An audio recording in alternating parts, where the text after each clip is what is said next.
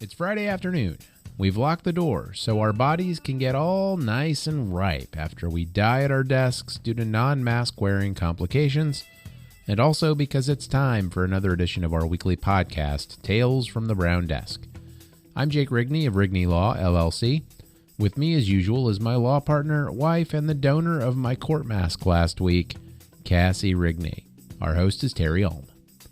Friendly reminder, Tales from the Brown Desk is a free-flowing conversation involving two foul-mouthed attorneys. It may include graphic descriptions of sexual activity, violence, and QAnon's idiotic ramblings. It may not be suitable for children, our landlords, your landlords, our clients, and basically everyone else. Listener discretion is advised. Here's Terry. Hello, everyone. Hi, Jake. How are you today? Hi, Terry. I am in a terrible mood. So Terrible. I think other people would call that normal. Okay. Hi, Kassi. How are you today? Hi, I'm fine. Thank you. How are you? I'm good. Thank you. Good. So today we're going to continue our series, A Walk Through the Criminal Justice System in Indiana. Last week we talked about the discovery phase of a criminal case. And this week we're going to continue our walk into the swamp and take the next step. It is a swamp. Okay. It's definitely not the stroll you kind of, when I was thinking about that when you said the title of it, it's just like, this is not a nice stroll on the beach. I usually tell people if you can avoid lawyers getting involved, you should. Yeah. It's not Saturday in the park. That's true. Yeah, I think last week we were informed that we were in Poop Town. That sounds like something I'd say. Yeah. So after the discovery phase is initiated, what happens next? Well, typically you would have any number of what are called pretrial hearings, and they can cover different subjects or involve different matters, and it just kind of depends on the specifics of your case. And those kind of happen during the discovery process. So as things move along, these sorts of things aren't happening like one after the other. Some of them can happen in the same hearing, and it's all happening at the same time the discovery process is ongoing, if that makes any sense. It does. Now, would a bond review hearing happen during the discovery phase?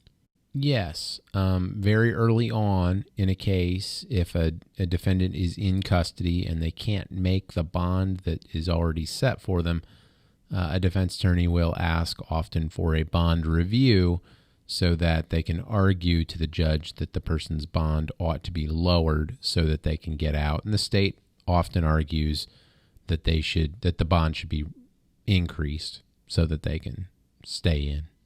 Do the words bond and bail mean the same thing? In the state of Indiana, for all intents and purposes, yes, I've seen them used interchangeably. I think Jake might have a little bit of history on bail, but... No, I have absolutely no history on it at all. Something about property instead of cash, or they're the same thing. This is one of those like honest lawyer moments where we're just going to admit, like, I'm sure there's a reason those two different words exist, but I have no idea what it is. They don't mean anything different now. I think that once upon a time you could put your property up as collateral, as evidence that you were going to come to court. And so you could, this was, I think, before mortgages were so common. And so as long as the person showed up for court every time, they got to keep their farm or whatever it was they were promising. But that's not common practice anymore. It may still be possible in some counties. I've never seen it done. It's always money these days, usually to a bondsman. The important thing is that it's not relevant. It doesn't make any difference which word you use. Bond or bail, same thing, pretty much. Yeah. I think we talked about this in one of our earlier episodes as far as bond being set, and it was my understanding as there's like a schedule or certain crimes have certain bonds that go with them. So if there's an amount that is associated with a crime, Is it okay to ask for it to be reduced? It is okay. The judge can always, so let's start from the beginning. Every county is a little different, and every county has a somewhat different bond schedule as far as I'm aware. Marion County's looks, for example, at a whole bunch of different things, including whether the person's failed to appear before and some other things like that. There are other counties where they simply just set it based on the level you're charged with, and everyone gets the same bond at first. But there are always reasons why you could argue that it ought to be lowered in your client's case. So if the bond is unmakeable, a lot of times you're going to ask that they go below their normal schedule and point out some specific aspect of your situation or your client's situation that is different and ought to give the judge more comfort that your client will show up when directed to do so and won't commit any more crimes while they're out on bond. Because those are the two things the judge is supposed to be worried about. If somebody is incarcerated and they're waiting to be let out on bail or bond, and they haven't, couldn't we just conclude that they can't afford it? Like, why do you have to go and ask the judge to lower it? Because my understanding, there's millions of people across the country that are in jail waiting trial and aren't out simply because they can't afford their bond. Well, then does everybody just wait it out and no one pays bond? They're trying to keep you on the hook for something. And in Marion County, at least, I know they'll consider, but I mean, the fact you can't pay bond, I mean, if you're charged with, high felony armed robbery, something like that, I mean, just because you can't pay bond doesn't mean they're going to lower it to, you have a right to bond. You don't have a right to a bond you can pay. Yeah, the court is required to set a bond in a way that's going to ensure that the person comes back to court, right? That's the overarching concern. So somebody who's, for example, armed robbery carries a penalty between 3 and 16 years in prison. How much would you pay for 3 years of freedom? Probably quite a bit, right? I mean, just if you get a job, it's worth thousands upon thousands of dollars to you. So the court justifiably believes they have to set a bond, that's at least somewhere in the, $5,000 to $10,000 range, so that you don't just run away and go live your life. You know what I mean? Because you're looking at prison time if you're convicted of that thing. It's the same with murder. I mean, murder carries a mandatory minimum of 45 years in prison, and it's unlikely that no matter what bond you set, if somebody makes it, they're probably not going to come back and face that willingly. So it makes sense that they have to set high bonds, or in the case of murder, that they hold a person without bond, just because otherwise you just have everybody running away. The system can't work that way. When a bond is set, does the incarcerated person have to pay the entire amount of the bond, or do they only pay like 10% or a portion of it? It depends on the type of bond. In Indiana, the way a lot of counties are doing now are letting you do cash bonds that you pay to the clerk. That's a set amount, pay to the clerk. You stick through the case out. They'll take fees out, but at the end, they'll return the money. When you do what's called a surety bond, that's the one where you're talking about generally you pay 10% cash. You do that through a bondsman, and when you pay a bondsman, that money is gone. The best thing you get out of paying a bondsman is he keeps your 10% and doesn't pursue you for the other 90%. So the bail bondsman would pay the 100% and charge you 10%? Right, and he keeps your 10% and then gets... If you show up for all your hearings, he gets all his money back from the court. So in other words, he invests he bets 100% of whatever the bond is. So it's kind of a gamble, and it is literally, you would look at it the same way you would look at gambling, right? He is going to bet that you're going to show up for all your court hearings, Chad. And so if your bond is $1,000, he'll take 100 from you. He'll give the court 1,000. And if you show up for all your hearings, he gets his 1,000 back, plus he keeps your 100, and he turns a tidy little 10% profit on his investment. Why use a bail bondsman instead of just paying the 100? Like, if you add the 100, why pay the 100 for him to keep 10%? Well, it's my understanding they don't actually pay the 100. They like give collateral. Like they may pay 10% and then sign up their house. You know, they're giving $100,000. I'm not under the impression that they have $10,000 in cash that they're handing over to the bondsman, who then just keeps it. That you're right, that would make sense. Right, it's cheaper is why people use a bondsman. If your bond is $10,000 surety, the bondsman only makes you pay $1,000. Right? So you can get out for $1,000 instead of $10,000. But he paid the $10,000. He pays the $10,000 and he gets it back if you show up. Okay. And I think that's kind of where you end up with Dog the Bounty Hunter, that kind of thing. Like those people are, you know, when you see those scenarios, that's the situation they're talking about, that somebody's, you know, they're not going to get their money if that person doesn't show up for court. So that's when people are kicking in doors and dragging people into court. Right, that's exactly what's happening. The Chapmans run a bail bond company, and they post a bond, and then if you don't show up, they go looking for you. Because if they produce you, they still get their money back. So every person that you're watching him chase down is a dollar amount in his head that he needs to get back from the county court system, which is why they're so motivated to do it. Now, who would typically attend a bond review hearing? Well, you know, court is public. Anybody can attend any court that's in session. But as far as if you mean like who would testify or be needed for a hearing, it depends on the situation. I mean, oftentimes it's just your client, but sometimes it might be a family member or an employer or something like that. Again, it's a case-by-case analysis. What is the concern with your particular client's case? Who does the court want to hear from? How long do these hearings usually take? They don't usually take very long. Usually the whole thing lasts 10 or 15 minutes in terms of actual hearing time. A lot of times you sit and wait for the hearing longer than it takes to have it. Although I have seen some longer ones where there's a sort of longer drawn-out presentation of evidence. But for the most part, they're relatively quick hearings. Well, and that's something that we haven't talked about much because, you know, obviously the accused, the Indiana has like a victim's bill of rights. And if you are the victim of a crime, you would have the right to be notified of change in bond and have the court hear you on that. So in that situation, it's incumbent on the state to inform that person. If that person has an opinion, either present them to the judge or relay that opinion to the court.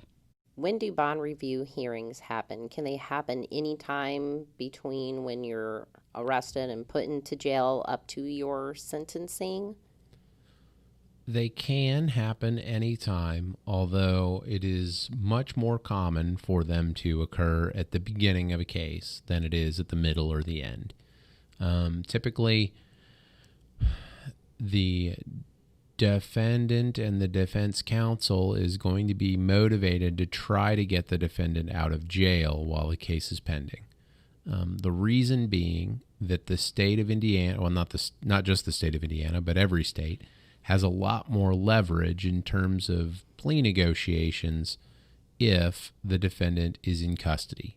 Because most defendants, and I'm not speaking about any particular client of mine at this point, but most defendants, in my experience, will take almost any plea that gets them out of jail if they're in jail, right? If they're in and you offer them home detention, that like maybe I have a self-defense claim, maybe the witnesses won't show up, maybe this defense, maybe that all goes out the window usually when your defendant's in custody. When he's in custody, if they offer him home detention, he's usually just going to say, okay, sign me up.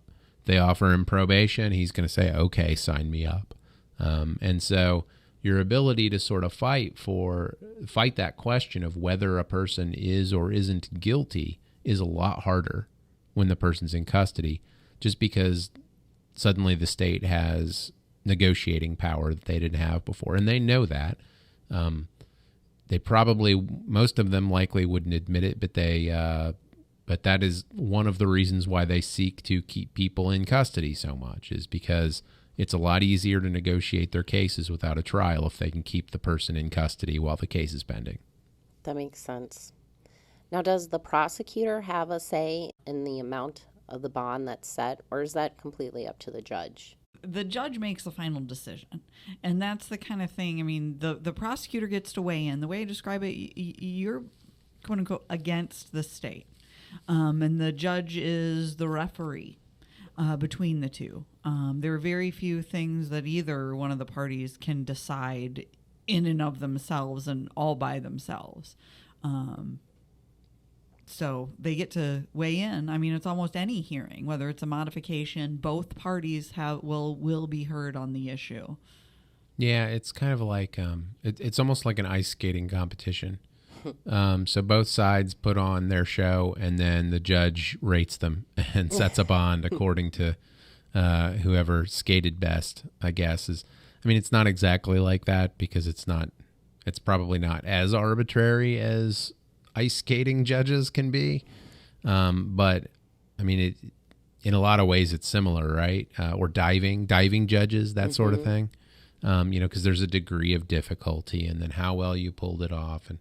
And so in bond review hearings, there's the defendant's criminal history and, how much property he owns and where it is and whether or not how big of a flight risk he is and whether he's shown up before, if he's been arrested before. So there are all these different factors at play, and then the judge just kind of says, okay, here's what your bond is now.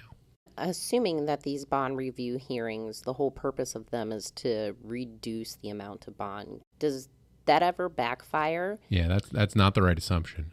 Yeah, no, it's called a bond review. We will have people being like, they want their bond reduction. Be like, slow down. This is a review. The parties, the court has given an audience to the parties, and they are going to review your bond. So you'll go over, what is it set now? We'll talk about the factors. We'll talk about what's important, but no, it can absolutely go up. And when I was a prosecutor, I'd seen it go up because, people didn't want to listen to their attorney, and they got there, and then it was worse. Yeah. But what's weird is that even when that happens, I mean, it functionally doesn't really matter to the defendant, right? It's kind of a no-lose proposition for the defendant, which is why almost universally they all want a bond review. Because if they can't pay the bond they currently have, it doesn't matter if it goes up, right? They're going to sit in jail either way, and it might go down. So that's why you have it on a lot of cases, and literally every case where the defendant is in custody. Can the bond ever be erased completely, or is it like a guarantee that you would have a bond? No, I mean, that's what they call OR, or own recognizance. That's when you are released without posting property or just based on your promise to, follow the rules and come back. And that's common on, misdemeanors, low-level offenses. Yeah, in some jurisdictions they call it ROR, released on your own recognizance. And it's just cool. It kind of rolls off your tongue, I'm ROR. Well, that's more technically correct because it's you never say own. If I went around just going, "Oh, your own recognizance," people would be like, "What are you talking about?" You need the released. Right. I actually wish we would go to that, but yeah. Let's be trendsetters. You can do it. Nobody will follow anything I say or do. They'll be like, Jake Rigney does that? No, we're never doing that. No. That doesn't sound right. It doesn't. If you're found innocent, can you get all that money back? How long are you going to have to work here? Please don't say things like found innocent. If you are not proven guilty. Correct. You would get your bond money back. Well, not if you paid a surety bond, though. If you pay money to the bondsman, it's gone no matter what happens. Even if you're found not guilty, all you get is you get to get out before your trial happens. Your money is still gone. Yeah, back to the best case scenario with a bondsman is he doesn't take the other 90%. So I guess, yeah, with that clarification. What kind of things are taken into consideration when setting the type of bond, whether it be a surety bond or a normal bond? Or what we call a cash bond, which is where you just pay the whole thing to the clerk. it's rare that you get a judge that sort of explains themselves about why they set one bond or another, but I have heard it done once or twice. And the good explanation I got once from a judge was that you set a cash bond if you think they're going to come back, and so you just want to give them the extra push to come back. But you set a surety bond if you're not sure and you want to make sure that a bondsman will go out looking for him if he doesn't show up. Does that make sense? It does. So that's because if you pay a cash bond to the clerk and then you don't show up, yeah, you lose your money, but nobody goes looking for you. The judge will issue a warrant for your arrest, but the cops aren't going to go out looking for you. But on a surety bond, the bondsman is going to lose that other 90% if he doesn't find you. And so they are heavily financially motivated to chase you down. And because of that, that gives the courts more security when they set those kinds of bonds. That's the only good explanation I think I've ever heard about it. But we're also not encouraged to question the judge's ruling from the bench either. Typically, we take what we get and we move on because you don't make any friends asking questions. Now, there is something that I have come across, and I don't know if it's a title of a hearing, but it's review of counsel. Is this a hearing title? Is it? Yeah, review of counsel, status of counsel. It's just a term they're given. It's the deadline for the accused to hire an attorney. So basically, the person has asserted that they wish to hire an attorney, and they need time to do that. So the court sets one of these hearings. It doesn't interchangeable. It just means you're supposed to have an attorney here on this day. Generally, we just file an appearance, but otherwise, you're supposed to come back and then talk to the judge about why you don't have an attorney. Right. It's the hearing where you're going to have to explain yourself to the judge if you haven't hired someone. Would this be the time to say that you can't afford an attorney, or is that earlier on in the case, like at your initial hearing? That depends quite a bit on what jurisdiction you're in. But typically almost every court addresses counsel at the initial hearing. But if you're having a review of counsel hearing, that means the court has decided that you don't qualify for the public defender's agency at that point, or for a public defender. Not every county has an agency. So if you get to a review of counsel and you genuinely still can't afford an attorney, yeah, you bring it up again, or for the first time if you hadn't brought it up before. And what types of things does the judge consider before appointing a public defender? Well, it's generally a person's ability to pay. But again, judges don't, this is the mind reading part. We're using experience to just guess at what we think led them to make that decision. Yeah, what the judge has to decide is whether or not the person qualifies as indigent. That's the word that typically is thrown around. Indigent is just a $4 word for poor. And a lot of times they'll consider your income and your assets, so they'll want to know if you own any things of value that you might be able to sell to hire an attorney, and how many people you support, and sort of what your general living situation is, whether or not other people support you as well, so that they can figure out how much of the money you make is really spent on the types of things that we don't really want to punish people for having. So the review of counsel hearing or the status of counsel hearing, those are set by the court. Could someone that has a public defender ask for a review of counsel hearing because they don't like their public defender? No. First, the court sets its calendar. That's it. All we have the ability to do is ask the court to schedule something for a reason. So the court always sets its own calendar. Then the court can either assign you a public defender or does not assign you a public defender.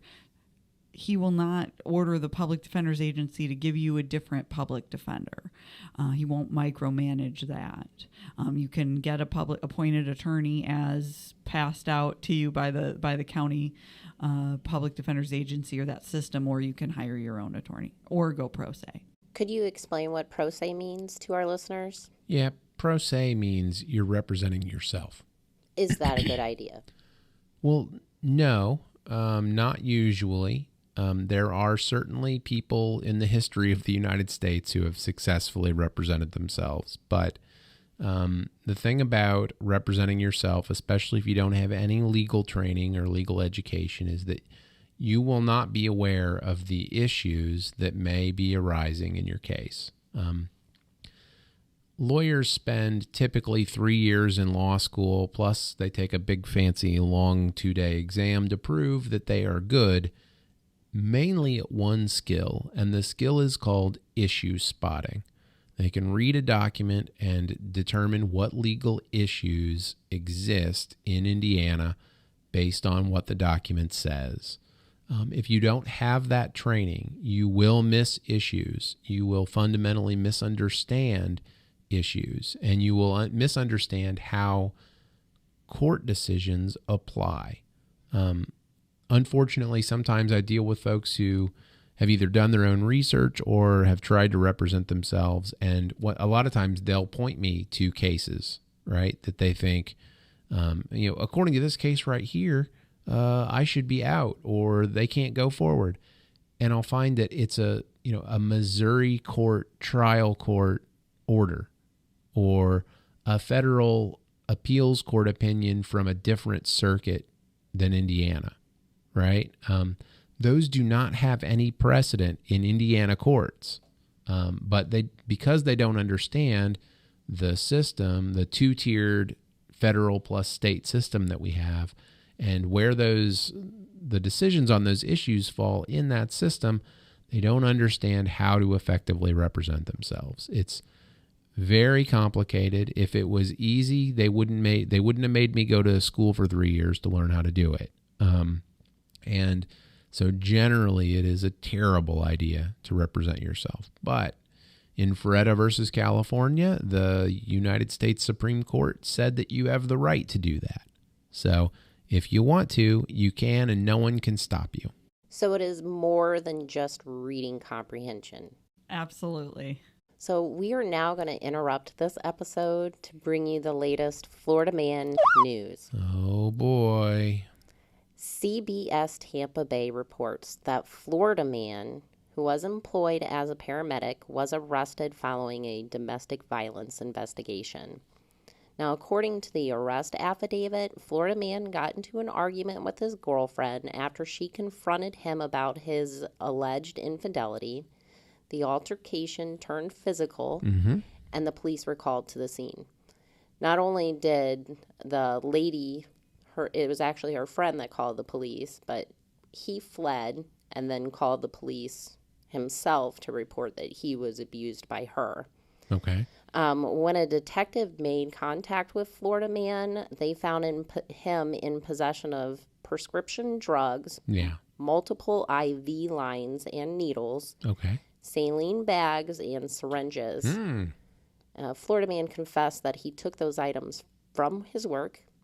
And during an interview with the victim told detectives about a separate incident when she was awoken in the middle of the night, and she found an IV in her arm, which what appeared to be blood being drawn out of it. The victim alleged that one of Florida man's previous girlfriends told her that Florida man would often ask her if he could draw blood from her. Okay. When the detectives asked Florida man about the allegation, he denied it, but he did say he has drawn people's blood in the past for an art project. Not one that I want to see, but... Now, a Florida family found Florida woman in their home cooking ramen noodles after she made a sandwich, and now she's facing criminal charges. Oh, so are we on to a different Florida person? We're on to a different Florida person. Okay, sorry. I wasn't sure because I was waiting for more terrible Florida paramedic story. Nope, just taking blood from girlfriends. Oh, that's tame. That's tame. It is tame. Dracula paramedic of St. Augustine, Tampa, so St. Petersburg. Now, he was just making art with it. He wasn't actually throwing it on somebody with a fur coat or, anything like that. I don't know how you use blood to make art. Like, it dries and then it's all brown and gross. Like, you can't paint with it. I don't know. I don't either. I never seen art with blood, so. That's gross, bro. That's gross. It is gross. I thought you were going to say he was like secretly drugging them and passing her around to his friends or something like that. I was expecting something much worse. No, just taking her blood while she is passed out, which I think is kind of bad. That's like C- bad for Florida. That's like... We've been desensitized, so we're like, yeah, and... Three Florida dudes are sitting around a desk right now, and one of them was like, so the other weekend, I drugged my girlfriend while she was asleep, and the other two are like, hell, we do that every weekend, man. It's fun. Want to trade? Oh. Not, ugh. Yeah. No, the answer is no, Florida man. I do not want to trade. Now, a Florida family found Florida woman in their home cooking ramen noodles after she made a sandwich, and now she's facing criminal charges. Now, the occupants of the home called the sheriff's deputies after they found the woman in their kitchen. All the occupants of the home denied knowing her. When the deputies asked the woman about her presence in the home, she told them that an older Florida man named Rabbit told her that she can stay there anytime she wanted. She was arrested. Total damages were $2 for noodles, $3 for a loaf of bread, total $5. That's inflated. Nowhere in the world do ramen noodles cost $2. That's nonsense. This is, I mean, it sounds like, why were the police involved? I mean, if you're just in there, you're making ramen, and somebody comes in like, well, who are you? Well, who are you? I mean, nobody knows what's going on. And be like, you know what? Maybe this is my mistake. Why don't I just go? Like, did she not pack up and leave? She left. She left and went down a couple doors and sat on the neighbor's porch eating her cup of noodles. When the police arrived, they found her there. I mean, that's scary, but it doesn't sound like, I mean, there was ill will on her part. Yeah, it's possible that that's a mistake of fact. That is a defense in Indiana, for example. I don't know if it is in Florida or not, but it probably is. The mistake of fact statute is confusing, and it's not used very often and used even less successfully. But basically it says that if you were mistaken, if you were reasonably mistaken... which is a big part of it. If you were reasonably mistaken about a fact which negates your knowledge, your knowing or intentional commission of the crime, then you're not guilty of it. So if she reasonably thought that was Rabbit's house, then it's just a mistake, and that she shouldn't be charged with it. But proving that it was reasonable is difficult, because that does not happen every day in the it probably does happen every day in the United States, but it does not happen very often to people, right? So you're going to have a jury deciding whether that was reasonable or not, and most of them are going to say, I have never walked into the wrong person's house because a dude named Rabbit told me it was cool. That doesn't sound real to me. And so that defense is a struggle. Now, the Florida police officers were called to an unlikely suspect bouncing through the streets of a Florida neighborhood.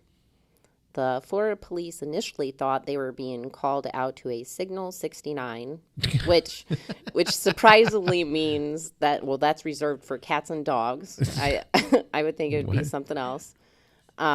Just retire that signal, please, whatever Florida law enforcement agency is using. Signal 69.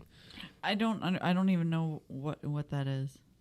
It's maybe like a radio call that the dispatchers in Florida use, Signal 69. Oh, okay. It's just a radio call that means something to them. Okay. Right, which means cat or dog on the loose. Well, Florida police arrive at the scene of the Signal 69. More cats than dogs, but yeah. It was a kangaroo.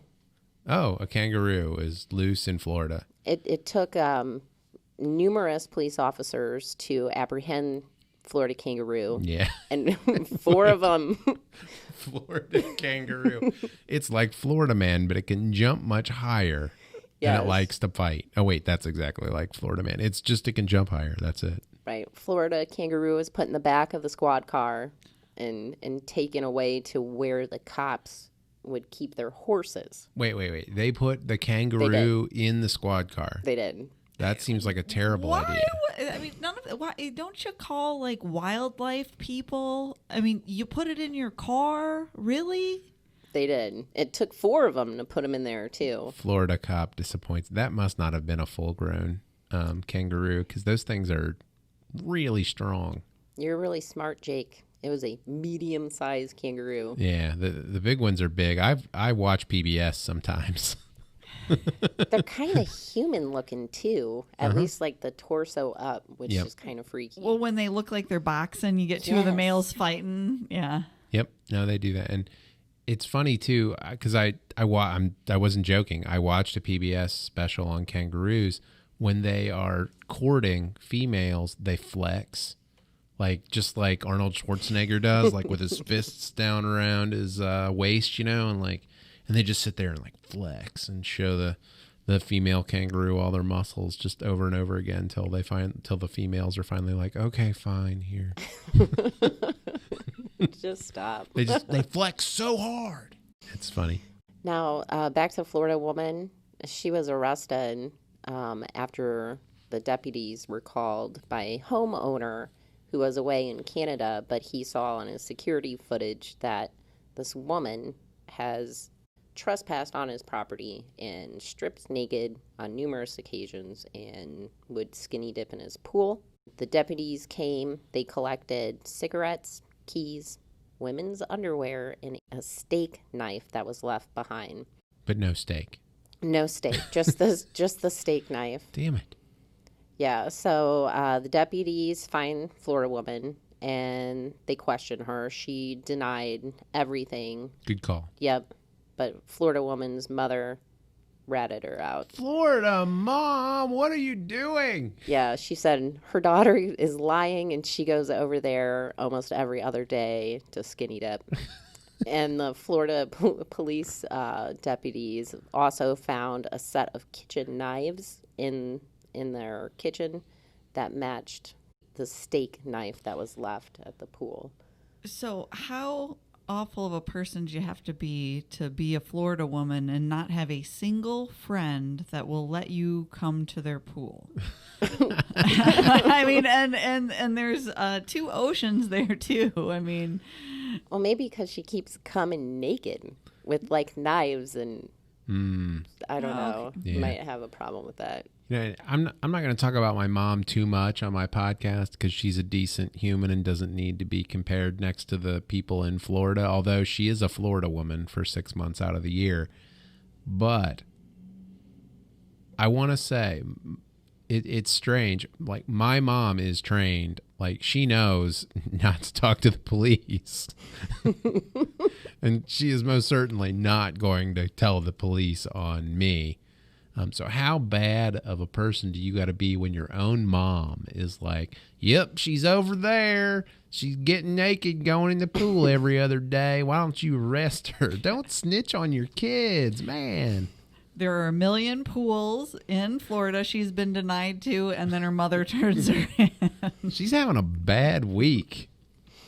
Yeah, she Florida woman was also arrested for a DUI. And afterwards, after the police take her to jail, they do the strip search and they find a crack pipe in her private area. Not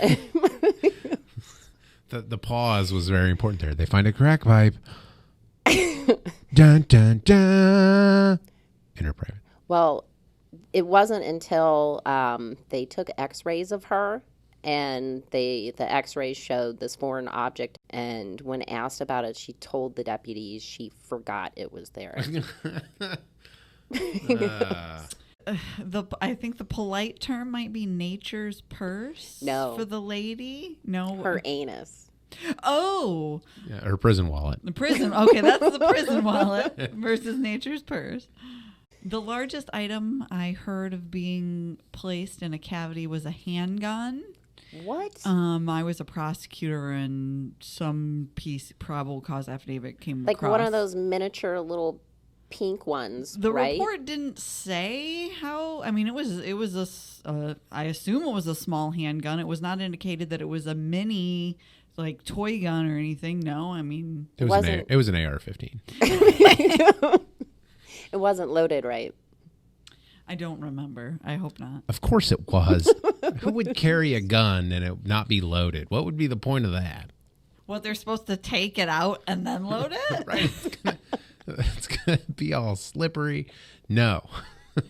The delay it takes to get it out to be able to shoot, you can't add additional delay to load it at that point. You're already keeping it in a very not readily accessible place. You don't want to be slowed down further by having to load it, because it's probably a semi-auto too, because they take up less space, I would assume. So More perplexing than that was when I would read reports that people hid marijuana in their body cavity. And the reason for that was, particularly in Marion County, ain't nothing going to happen to you. Right. Like, why would you put that in there? Like, you're going to have to go to jail maybe for a couple hours. They'll knock you out. What, are you going to get a diversion? I mean, and that was back when they were still charging them. Now they don't. If someone was on probation or parole, okay, I could see hiding contraband like that, but just traffic stop, shove your joint up there. Like, I don't know what kind of horror stories they're getting, but it's really not that bad. Yeah, and that's really a testament. A lot of these stories, although they're all true as far as we know, a lot of these stories are kind of a testament to how bad a decision someone will make when you don't give them the chance to think about what they're doing, right? Even the gun in the vagina, what probably happened is she was keeping it somewhere else and she got pulled over.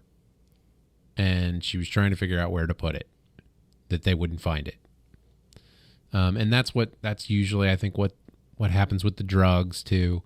And that's just, first of all, it's really dangerous. It's a terrible idea. Don't ever do it. But it's what people think of when they're scared and they don't know what else to do.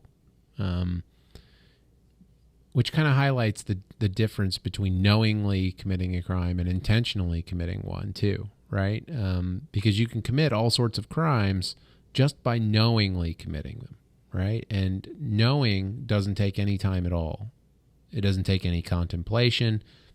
It doesn't take any concern about the result. It's just like it. You know what you're doing, then you're guilty. Whereas intent is a lot of times what people think of when they think of criminal activity instead. And almost no crimes in Indiana require proof of intent. Almost all of them are just knowing. Terrible decisions like the one that these folks made to put things inside themselves is a classic example of terrible decision making where you don't give somebody the opportunity to think about what they're doing. And it's a problem throughout the country. And critical thinking is also a problem. And if they thought about it for a little while, they would have realized it was a stupid idea, but they didn't have time. So they didn't. And that is all the time we have for today. All right. Thanks, Terry. And thank you, everyone out there, for listening to Tales from the Brown Desk. Please remember, while we may discuss legal issues and provide information regarding the law to our listeners, we do not intend to create an attorney-client relationship with any listener. Our advice may not be applicable to some legal issues. Please consult with an attorney you have hired to review your legal situation before you attempt to apply the things we have said to your case. You can ask us a question if you like. Just email Terry at TERI@RigneyLawIndy.com and entitle your email podcast question, and we'll read it on our next podcast. Unless we start getting too many questions, and then we'll just read the good ones. We're not going to get too many questions, though. Buzzsprout says we have 26 listeners. 26. It's going down. Things aren't going well for us. Our French listener, however, in some place in France, I forget where now, Ile de something, they keep hanging on. They're out there listening. So is someone in Boardman, Oregon. And I don't know why, but thanks, I think. Goonies Never Quit. Yeah. Anyhow. Goonies Never Say Die. We just watched that the other day, and now I don't remember. Oh, well. I suck. Also, the attorneys at Rigney Law do not comment on their current pending cases. Nothing we have said in this podcast is a comment on a case we are currently working on, even if your name is Chad or if you are living in France. Bonsoir.